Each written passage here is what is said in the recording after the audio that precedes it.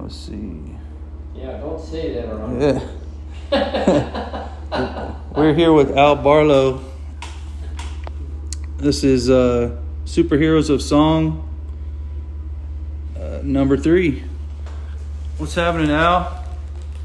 Not much. What you doing, man? Just, interviewing the songwriter types and,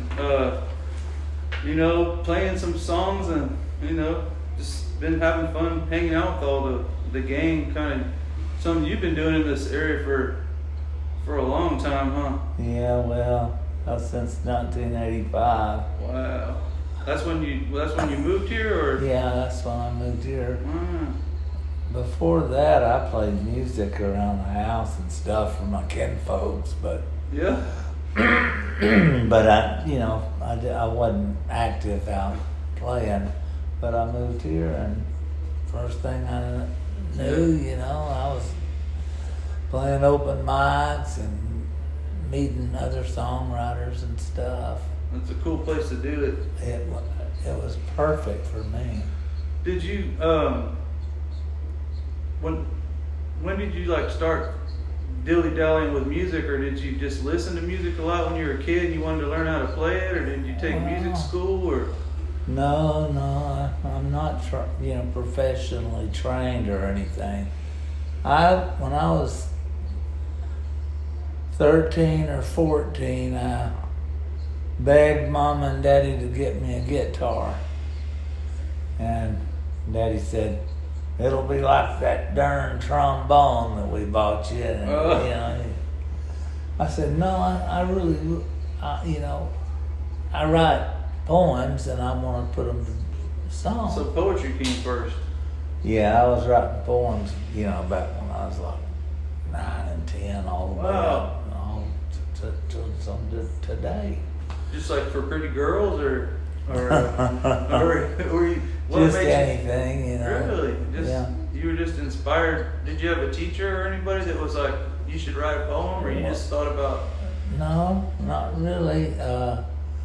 I think, when my mother died in '68, I think that's when I really,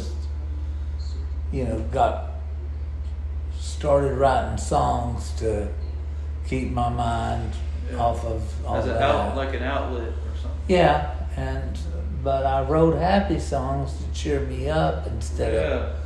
I didn't write very many sad songs, a few, but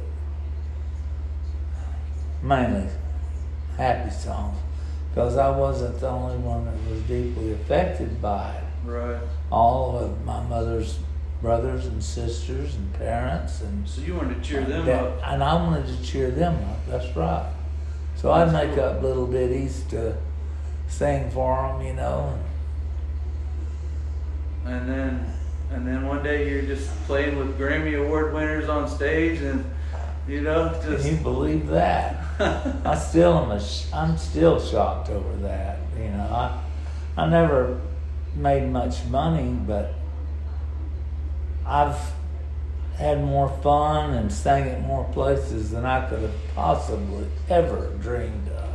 And that's beautiful. So whenever I usually start these, I say Beatles or Stones. Hey, how's it going? What's up, back? Oh, hi there. Okay. So we always say Beatles or Stones. Now it's like a cliche question, but it's been fun to hear these answers from these songwriters about, so you can only listen to one. You're on an island, and you can only listen to the Beatles or the Stones for the rest of your life. Oh, I would listen to the Beatles. The Beatles. You're the third one that said Beatles.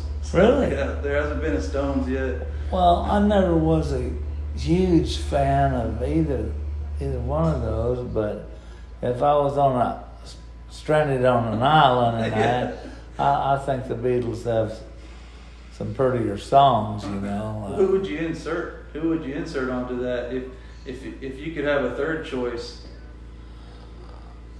Well, let's see. I'd probably Dolly Parton's my favorite. Yeah. I would love to listen to her. And she has some advantages on desert island. Yeah, right. And Linda Ronstadt. Linda Ronstadt, yeah. Yeah, I Yeah. love her. You like the female She voices. turned 79 today. Yeah, yeah. I like quartets and stuff too. I mean, I just, when I was young, I just listened mainly to Dolly and Porter Wagner and Nice. all that bunch from the Opry. And where were you living when you were young, when you started listening to that stuff? Just around, or? Yeah, well, I was born in Pasadena, Texas. And, Oh, okay. and was there until I could get out, and I lived in East Texas, up like around Nacogdoches area. Oh, okay. And then I have kinfolks in. You kind of sound like you're from East Texas a little bit. Oh yeah, I am. I'm definitely East Texan.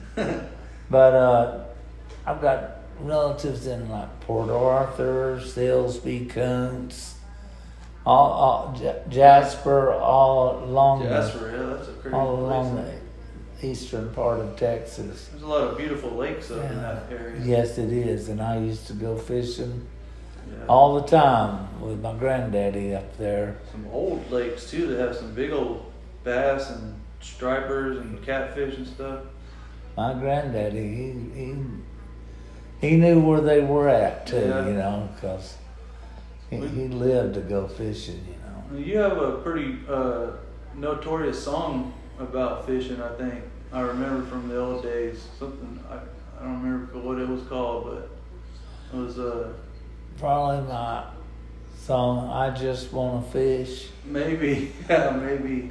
I think I heard you play that on the porch. You had like a house that was pretty near, I think, downtown New Braunfels, or like maybe like Over on Howard Street. right. Yeah, I lived there for 15 years. Yeah, That's where I raised my girls. Over yeah. there across from Sealy Elementary School. So that's when I met you, and you were doing Humble Time Radio. Was that guy's name Mo or Mo Humble. Mo Humble? Yeah, he was the. Mo and Les. Yeah, Mo Humble and Les Humble, his brother. So, But that's their stage names. oh, You know, what are their real names? I never called them anything but Mo Humble. And Yeah, me either. Yeah. I have ran to into think one of about them it. the other day, and I couldn't scratch the ears from my eyes, really. You know, 'cause I didn't recognize them. Until, Yeah, you know, well, I think did we- Les is gone, you know, passed away, but Mo's still alive. And I saw him, last time I saw him was at my sister's funeral. And he came over afterwards and we visited, but So I remember that place, the Freiheit Kirche store back, and this Oh. was in the 90s, I think, is what we're talking about. When, Right. when I remember going there and seeing you there. I love that. Is it different? Have you been there? I mean, have you noticed how different it is there I now? certainly have. Yeah, It's completely you see different. this whole town change, huh? I certainly have. Yeah. It's amazing how, I mean, it was a kind of a slow population increase, you know, Right. and all of a sudden, past 5 years, it's just boom. Yeah. And all those Californians moving in here, and Did you, do you think you wrote most of your songs before you moved here in 1985 or 86, or did you write a lot since then, or I think I wrote more here than I did there? back then, or maybe the same amount, but the songs that I wrote here were, I think, were better, or, you know, I was more of adult. Right. You know, Had yeah. more- Evolved. You were more evolved. Evolved, that's a Yeah. good word, yeah. Yeah, and boy, you were evolved. I always thought you were just wonderful. You're one of my first fans, man. Uh, I met Mark after I hadn't been here that long. I was driving to Terlingua, and I was behind a car, and it had a bumper sticker that said something like, Al Barlow is Jesus, or Al Barlow is God, or something like Oh, that. I said, no, "What I is-" hope not. Yeah, that exists. That bumper sticker exists. well, with the anti-neolites, think of that. Yeah. Oh. What do you think? So you are notoriously happy. You cheer the crowd up just talking to them, and then you play a song and you sing with a lot of joy, and you have a happy look on your face. What's your process? Do you just get like an idea, or like you're just like sitting there, watering the grass, and you're like, I thought about, two words that rhyme, or you're like, well, that's a weird thing I'm thinking about there. How does it? Or are you picking around on the guitar, and you come up with like a melody, and you try to make words to that? How does it go for you? Or all different ways, or? Well, I'll get a melody in my head and then start writing down the words. Really? And sometimes I'll change the melody because of one reason or another. I'll forget what my first thought of it was, but Yeah. but like one of my most requested songs is my song about the match. That's the name of it, Matches. Matches. Yeah, and it's about I'm standing here beside my friends, lined singly in a row. Yeah, boy, that's a great song. Well, I all the way really to the don't know moment. how you came up with that. Oh, like That's Matches. Sure. But that song, my brother-in-law was over at the house and he played the guitar. He could play Inagata Davida and everything. But we were sitting there in the living room picking on the guitar, and he said, and I sang a couple of songs I'd written, and he said, hey, well, see if you can write a song about this matchbook. And he threw it out in front of me, and I said, okay, well, just a minute. So I went back in my room and I jotted it down, come back out 5 or 10 minutes later and said, okay, here we go. Wow. And so that was inspired because he gave me the idea. Okay. But also it came pretty quick. Like. Yeah, it did. It did. I mean, Al thinks in terms of stories. I mean, it's a story about those matches, Yeah. And that was, and there was a plot and everything. It's really, really made it superior. I'll be glad when I can get back my health where I can sing. Yeah. I mean, I can sing, but it's worse than even normal. Right. So, right now. That's his usual modesty. That is. But he's written about all sorts of people and situations and stuff, and with some, really biting humor, and interesting understanding of human nature. Now, have you Really, written any really sad songs? Well, yes. But when I sang it, everybody fell out laughing. They thought you were joking again? Yeah. Oh no. Because I wanted to make it the world's saddest country western song. So it might have been more of a parody.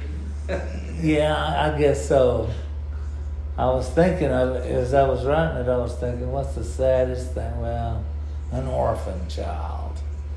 This all alone. Doesn't have no. That is pretty sad.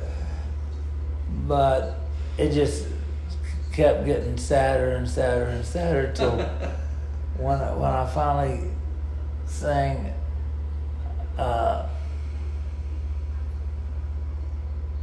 towards the end of the song, people just start laughing and 'Cause dying.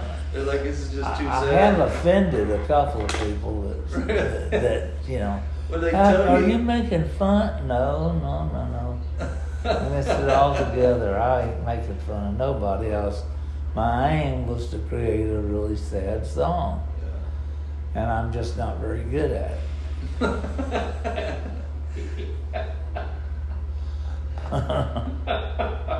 Al, it's so good to hear you, man. Oh, It really thank you, is. Mark.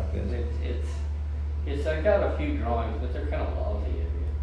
You know, I said, this one ain't any different. I've got some that you did of me years ago that are good. Yeah. I've got a lot of good.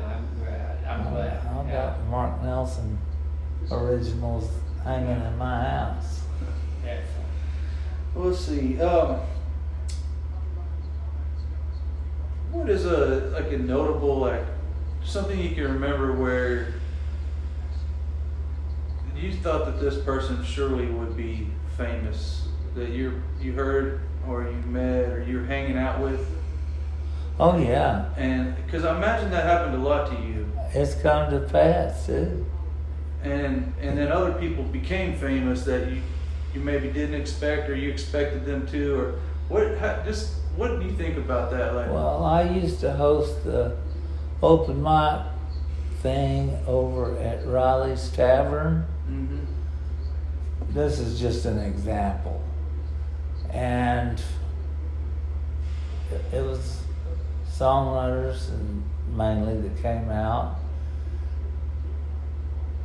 And, you had regulars that came. And one old boy was coming there with I think it was his uncle, every Tuesday or Wednesday, whatever day of the week it was.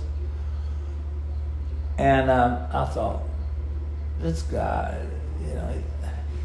he's really he's going to make it, I think he's going to make it. Young man, and next thing I knew, he was accepting the Academy Award for the best song of the year. Oh wow! Ron Bingham. Have Oh you ever heard wow! of him? Yeah. He was a regular at my open mic thing Really? over there. Yeah. Yeah, he has that good voice that it's real easy on the ears, and he's got that clever style of lyric writing. Right. And it Yeah. was unique. He's got a unique voice. And he seems tough too, like brave. He is. He really rides the rodeo and stuff. Yeah, followed it around and stuff. Yeah. So, what about somebody that did you ever say, well, this person for sure is going to be famous, and then you saw him Brett Graham's a perfect example of. I figured he was going to be winning the, entertainer of the year. Yeah.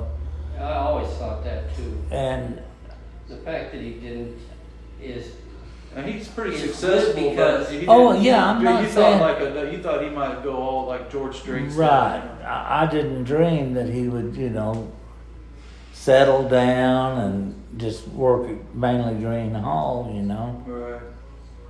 But that's what he wanted to do. I think he knows that if he had the talent, he could have done more with You it just as had far other as. interests, and maybe you just didn't want to all or nothing. Do you think there's something to that? It's okay for us just to play songs around town, right? Of course. And yeah. not care about all that. hoopla. And Brett's a perfect example of that. He enjoyed playing around here. He had a lot of fans and still does. How lucky for us, Yeah, and how lucky for us yeah, is right. You usually catch him Monday at Green Hall. I just did that the other day just so I could see him. Everybody's idea of success is different, Right. And his was to make a living at it, a decent living, so it could get him a good truck and, Yeah. meet the bills. And he was very successful in that, Yeah. and still is. Yeah, he and Cindy are really. And he, really yeah, happy. he's married, and he Yeah. has a beautiful wife, and you know, he wants to be with her. He don't want to be on the road Small and town. stuff. Small town. Nice. But when he got here, he was pretty young, and I don't think he knew exactly what he was going to do with his music. He came from Nashville to here, and I can't say it. Subsequently, Yeah.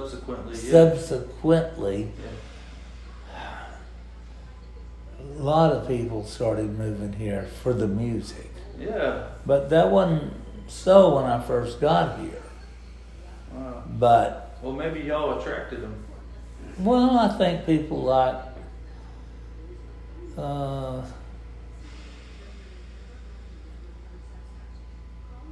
James McMurtry, say, and Todd Snyder, and Terry Hendricks, and a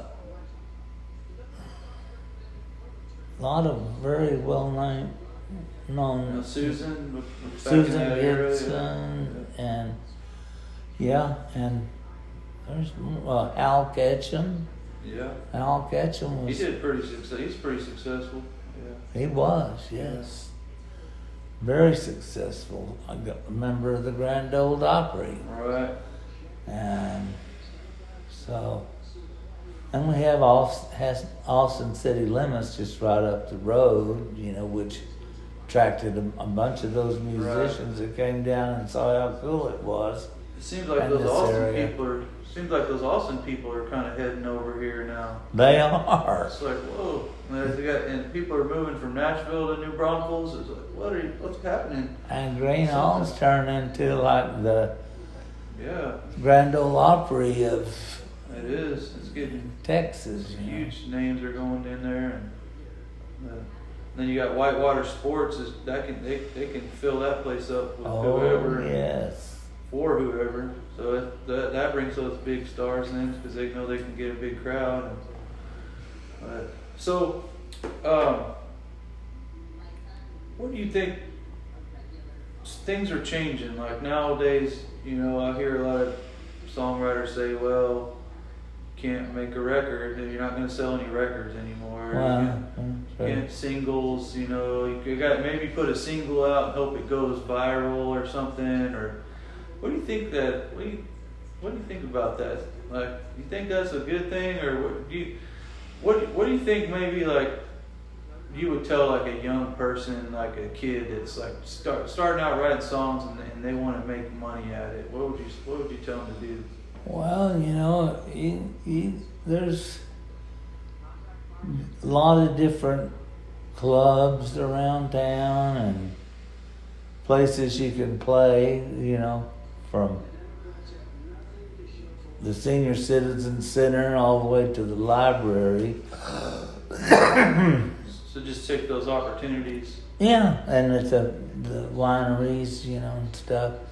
They all hire private music because that's popular and expected in New Braunfels now, you know. Yeah. And so there's jobs like that, and like Brett Graham's a great example of somebody that wants to make a good living, and you don't even care about going nationwide and traveling and being on Johnny Carson. Well, Yeah. Yeah. I guess he ain't still there, is he? He's still popular though. I see a lot of his clips on like Facebook Reels and Man, stuff. he was like, He's hilarious. yeah, he was. He was good at pulling that out of people too, you know. Yeah, he was the best, and he was the original, you know, Yeah. before all these other ones. So you're pretty good at talking on the stage. That just come naturally to you, or do you feel like you just love the people, so it's easy for you to talk to people you love, or did you have to work on that to where you were you were talking to people in between your songs and you felt real self-conscious, or were you just always a natural at it? Just I think I I'm comfortable on stage because He's no different on stage. He's pretty much this way. Here he is. I didn't have to work. I didn't view it as a chore. Yeah.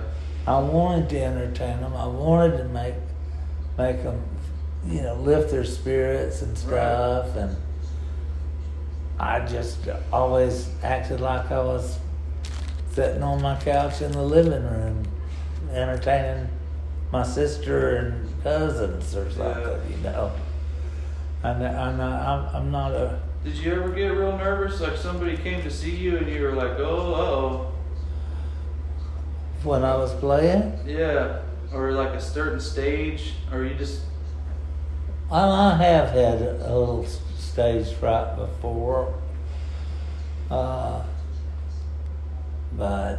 Where was, do you remember where that was, or? Yes, I do. And it was at, in Bandera, Texas, at the, That little basement place? no, it wasn't the Arky Blues. It was another one that was a famous old. Honky Tonk or something? Yeah, it was. In fact, like, I think Patsy Cline sang in there. Oh, wow. I mean, it was a true. What was the name of that place? I'll figure it out. Wasn't Downs, was it? No. Bandera Downs? No. No, Bandera Downs is something It was different. something like.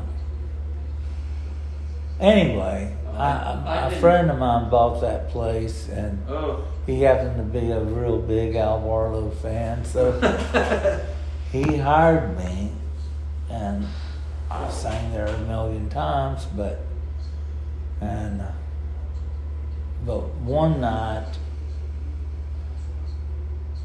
I didn't know what happened, but my arm was killing me. I've since realized it was. I think I was sick and about to have a heart attack, Yeah.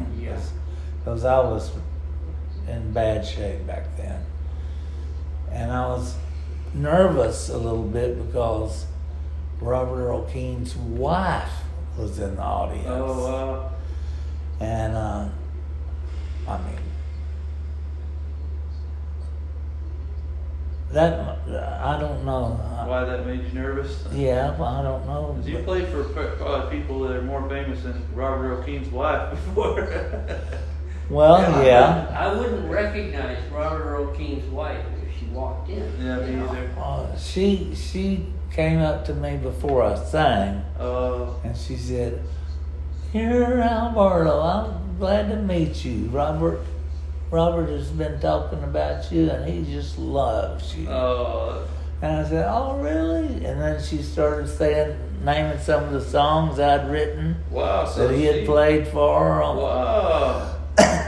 And so it made me feel real good, but at the same time, I wasn't feeling well. Right. And so, So you felt pressure to perform, but you weren't feeling right. So it was like, yeah, so I got up there and I sang a song, and I was sweating like bad, and my heart was racing, and I just had to. to bail out. I had to bail out, and I apologize. I'm sorry, but I can't continue. Wow. That must have hurt you. That was the most embarrassed I've ever been, I think, because the crowd, it ain't their fault. I never had felt like I was having a heart attack, but I know exactly what it feels to bail out. Like I've told myself since that I'm not going to bail out anymore, but. Well, I thought it was just a problem with my shoulder or something. Yeah. It's only later. That you really thought about it, might have been. Yeah, when I started having heart problems, that I knew were heart problems, then I looked back and that's what I was. I was having some severe chest pain. Did you have nitro? Oh no, I didn't. At the time I didn't even know. I didn't even think about it being my I heart. was wondering if they put you on that. They have, now. Yeah, I've got some. But anyhow, that's the only time I can remember just really being like, oh shit, you know, I should have never took the stage. Yeah. But We're still there. Take the sugar. Okay.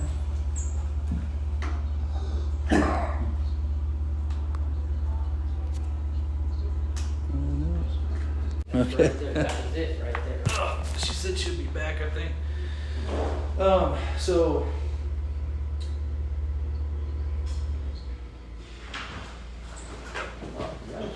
I got like numbness sometimes in my extremities. Yeah. Numbness in like my Yeah. big It's toes. about the top of the head, right? No. But it runs in my family. And I don't know, I'm a big guy. Don't have the best habits, you know. You're twice the man you used to be. You know? Yeah, probably. And I'm sure I am too. So this is sort of a weird question. When I'm going to interview Mike Barlow, kind of about just him and his buddies back in the day and stuff, like, because I've kind of, you know, he's a songwriter and a poet, but he's also just kind of been a guy that's He's been a around. master of hanging out. Yeah. He's a hanger out, so- yeah. Well, one of my questions for him was, and I told Dallas about it. I was like, I'm going to ask him if he believes in ghosts. But for you, I kind of changed it. A lot of, it seems to me, a lot of songwriters and even artists, like whatever art they're into, seem to believe in something like magic or serendipity or God or. Have you found that to be the case? You know, have you met a lot of musicians that didn't believe in anything? Or? I have. You have? I've seen all kinds of people. You know? Yeah. But yes, I believe in God. I believe in Jesus. But I have had almost, like out in the desert especially, I've seen things that were inexplicable that I believe was Some sort of miracle or something. miracle or something beyond this earth, you know. I don't know if it was God performing the miracles or whatever. Yeah. But like one time me and Brett Graham was hiking to Cattail Falls in Big Bend National Park and got all the way there and went down to where the waterfall was and splashed in the water and Brett was very religious, and he said, you know, that he felt that was a spiritual place, that Indians, no doubt, used this little Right. Because grotto. we're in the middle of nowhere, kind Yeah, it was right in the fold of the mountain, right there in the Chisos Mountains.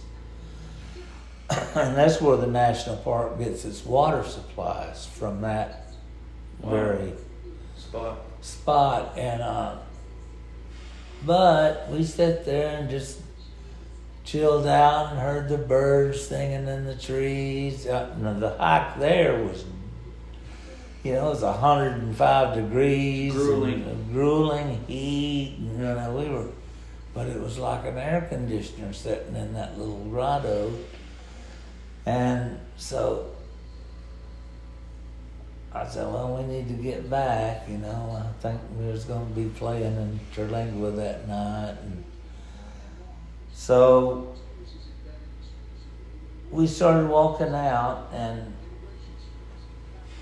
I can't believe that I was walking faster than Brett that day, but I was. So I stopped and waited for him to catch up with me. And we'd gone maybe 70 yards or something like that.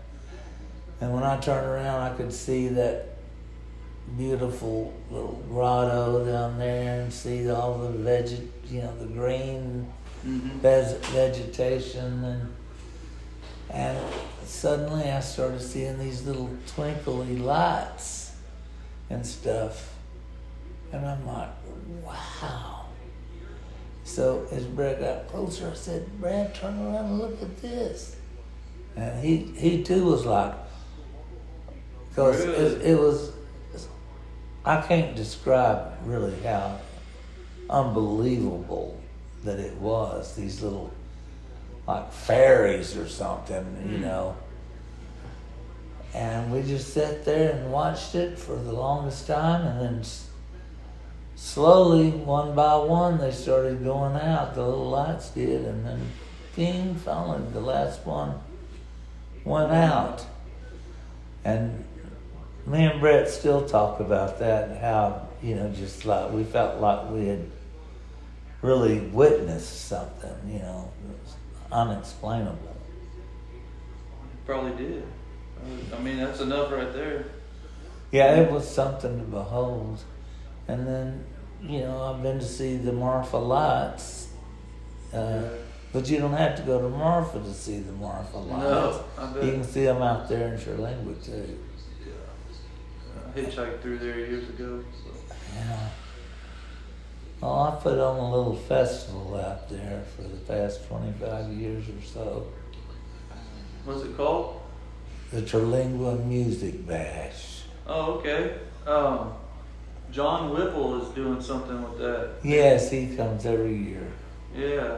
And did you know that Dallas is playing there the weekend before that this year? Oh, wonderful. And so that's become I pray I'm going to be able to go. And that's becoming the next sort of Redbird road trip, where a bunch of songwriters have gotten gigs in West Texas in the week before the Music Bash.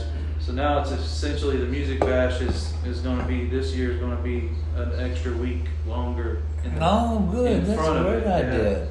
So that they're not going to, it's not going to be the official start of the Music Bash, but there are going to be a bunch of New Braunfels area musicians there the week before, That's wonderful. I'm glad John has taken over, helping me with it, because I just hadn't been able the last couple of years. He's good at it too. Oh man, he is very good at it. I just went there and played.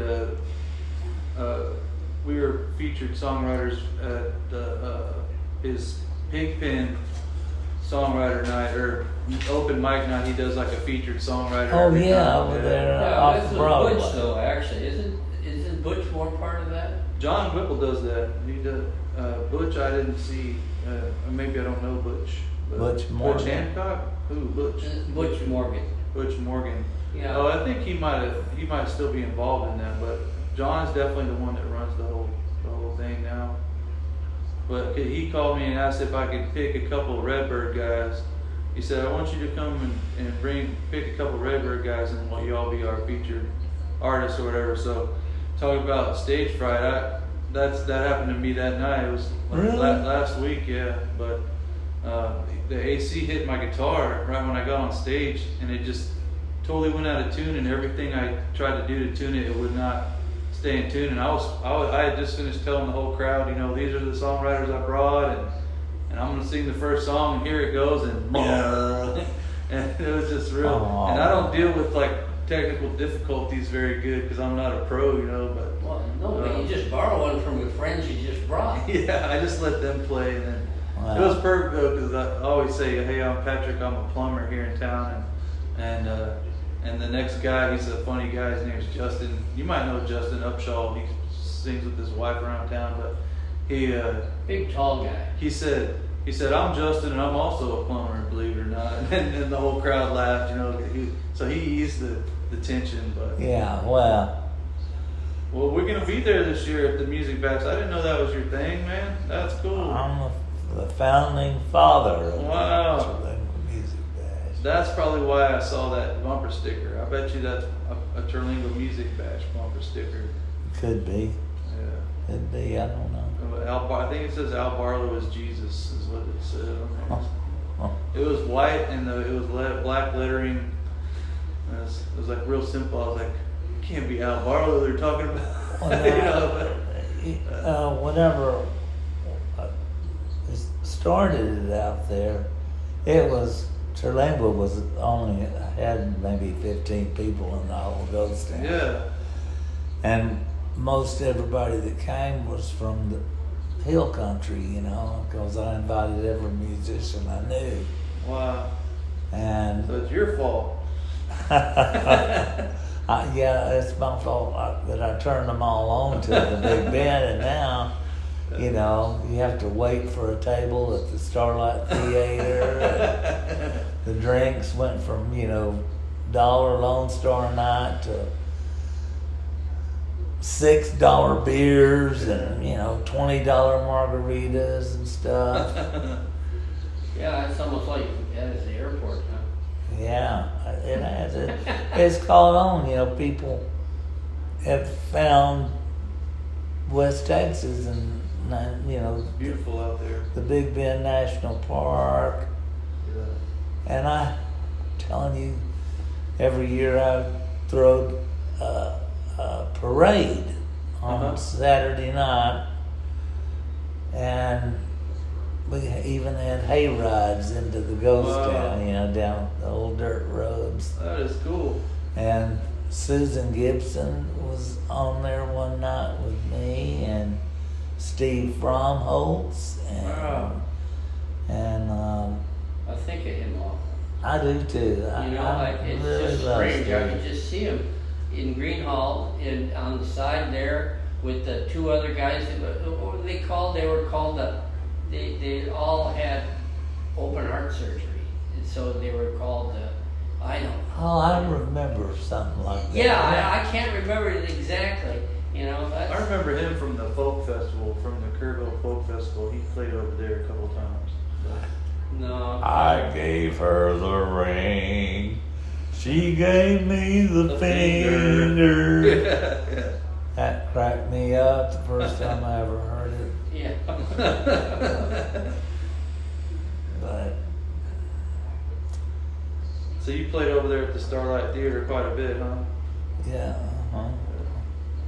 yeah, I would host a big show every Saturday night, Wow. and La Kiva too. I don't know if it's still open Yeah, I don't. because Glenn, the owner, got murdered. Yeah, they did that show about it, And that show was responsible for bringing a lot of people. it. People say it sounds pretty cool. They all went out there because they saw the lifestyle. Do you have any songs about Terlingua? Oh yeah, sure, I do. Yeah, I'm gonna have to find them. Is all your music on Spotify or anything, or I do you don't know need how somebody to help do you that, but I know that Terry Hendricks and Lloyd Maines have told me they want to work on getting Your music. my music on one of those things like that. Cool. I hate to have people not being able to listen to it. I think you've got a fine heritage of songs that are really people should hear because it's how songs should be. Well, thanks, Warren. Yeah.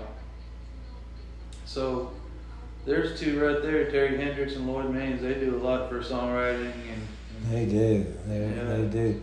Man, And it's so sad. when I started going to Cheatham Street in the 80s,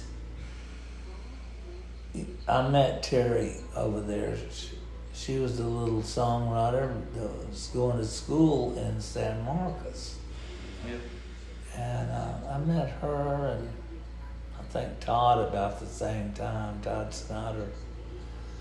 But I told Terry, you need to come down here to New Braunfels, and I'm doing I did a show, I got a gig over at Landis Station, and I hosted a songwriter's night over there. Oh, okay. And so I invited her down there, and she was an instant hit Yeah. with all those I people. remember that old song, some Sisters or something. That was one of her early ones. Line down the center, yeah. She had that way of rapping. She kind of talks to you too while she sings. Pretty. She is a polished entertainer for sure, and we're very close. And Yeah, they brought you to the Redbird last time. yeah, It was a nice time. I did a show with them up there at in Austin at the Paramount Theater, which was Wow. one of my favorite gigs I ever done. Wow. Yeah, that seems pretty hoity-toity. Man, oh, I was like, I just was beside myself.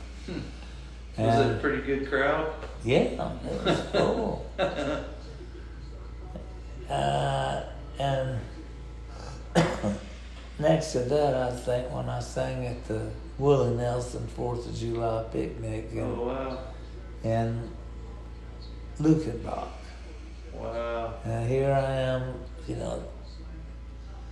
backstage with, all these stars, Ray Price Wow. and of course Willie and Waylon and the boys.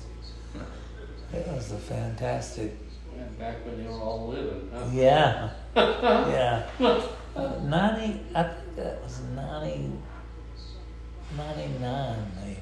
It's interesting to me how many people have, even people that are, younger people now have already met Willie Nelson. Now, he seems to meet quite a lot of people. He does, because he is real. I mean, what you see that's Damn. no pretense. He's a real guy and a good guy too.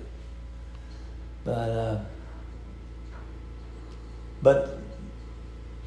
that show, they gave me an artist pass, Oh, wow.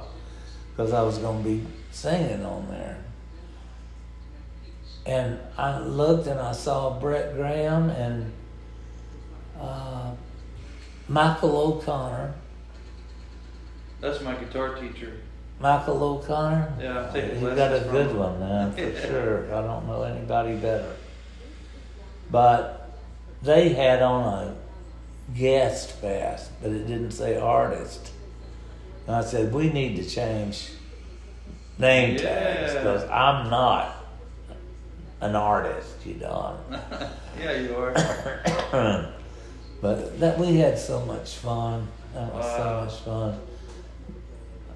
I remember the first night I ever met Michael O'Connor. He came in over at Landis Station, him and J.B. Braden, his buddy that he sang with at the time. They were just down from Corpus Christi.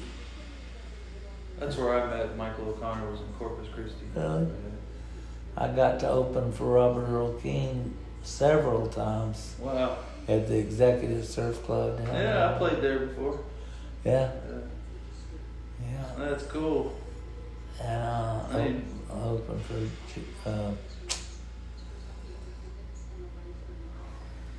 Home with the Armadillo. Oh, Gary P. Nunn? Gary P. Yeah. Yeah. I made when I was younger, he pointed at me or something, and he gave me like here's looking at you, kid. I was sitting there playing the guitar, and I made a crap judgment about him. I was just like, that's just a pompous cowboy, And then he was playing somewhere, and I was with I don't know if you ever remember a guy named Hippie Carl, but he was playing, and this old friend of mine, Hippie Carl, we're sitting there, and he knew I had talked some smack about Gary P. Nunn without knowing him or even having a good reason, just from that one interaction, and he was playing London Homesick Blues, and I was like, this is the greatest song, and he's like, oh, you know who wrote it? And I was like, no, and he's like, Gary P. Nunn, and I was like, really? And he was like, you know who that is right there? And I was like, no, it was him. So I just had to insert my foot into my mouth. I got busted being a Gary P. Nunn fan without even knowing it. But Yeah. He's a great guy. that's so cool that you got to play at all those places and they got to hear you. And It's a miracle. I mean, it's a miracle. Because I never dreamed that I would be sharing the stage with the likes of Willie Nelson, you know. well, you must be pretty good at something. They wouldn't let you hang out with them if you weren't. Well, I'm glad they think so. Well, I think we're about done. What do you think about this AI? Have you heard of this AI music? Uh-uh. So artificial intelligence is starting to write songs. Really? Yep. You can get on your phone and you can say, I want to hear. We tried it. We said we wanted to hear a Chinese patriotic Christian song, and it in like 30 seconds it wrote one. It has a robot that sings it, but it sounds like a human, and all the lyrics were done and everything. So In English? Or yep, in English, and it was like, it was all about China and Jesus, and it was weird. Wow. So I think that was called Chat GPT or something. Is that so? What do you think? Do you think something like that? Like, do you think the computer age, with people invested in all their times and their phones and things like that, do you think that's going to take a hit out of music, or do you think it's going to increase the music, or just change it, or Well, do you think music is what it was, or do you think it's getting better or different? Or? well, I guess it's just different, you know. But I don't think that artificial intelligence is gonna hurt. Songwriting. Yeah, I don't think it'll do that. I mean, I'm sure they'll come up with some good songs. It's just a fancy thesaurus. Yeah, that's the one way to look at it, Mark. Well, I think we've got enough, man. I sure appreciate you talking to me. Of course, I enjoy talking with you. These articles are